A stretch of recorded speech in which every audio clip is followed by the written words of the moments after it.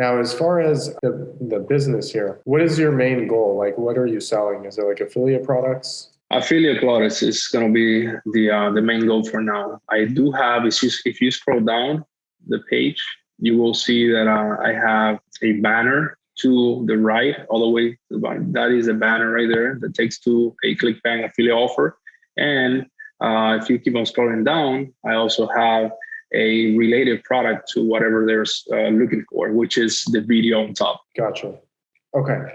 Yeah, that makes sense. Now, one thing that I would probably do too is like you always want to have a focus. So for you, maybe it's like affiliate products, which is fine.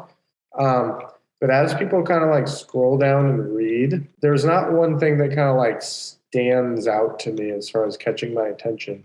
So there's a lot of stuff about like leaving a comment. There's like, you may also like, and then there's the opt-in, and then there's a video.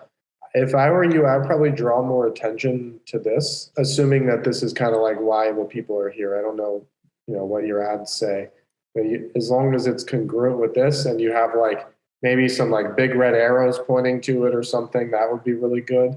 And then I know that this stuff is here for a reason, but if you have any way to kind of like reduce the amount of stuff that's at the bottom so it draws more to the list, that would be good.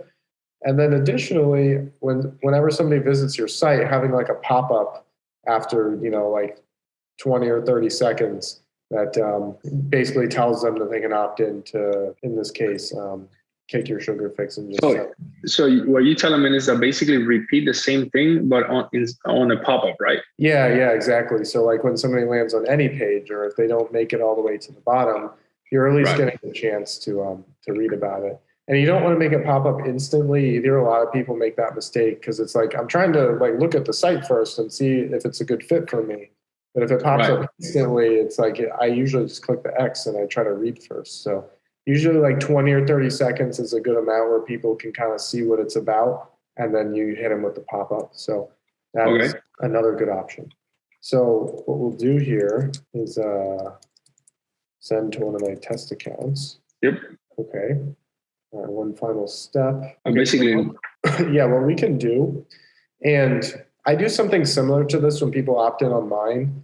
And the reason I'm not more aggressive is because of Facebook compliance. And like I have a sales letter, as you may or may not have seen, that is, it's not Facebook compliant because basically anytime you tell somebody on Facebook that they can make more money, Facebook doesn't like that. So I can't run traffic to it. So when people opt in, I pretty much have the same thing where it's like, hey, like this is what the email looks like. Make sure you open it and I have a bonus for you. But for this, if you're not running like traffic directly to like this opt-in, I would probably like right here, instead of telling them about email, especially since we're going to fix any deliverability problems you have, I would probably just like put some offer right here. Like whatever offer is really congruent with what they just opted in for. So like Kicking Their Sugar Fix, find a product that's about that and just stick it on this page right here. And you'll get sales from that immediately before some people even check their email. So that's another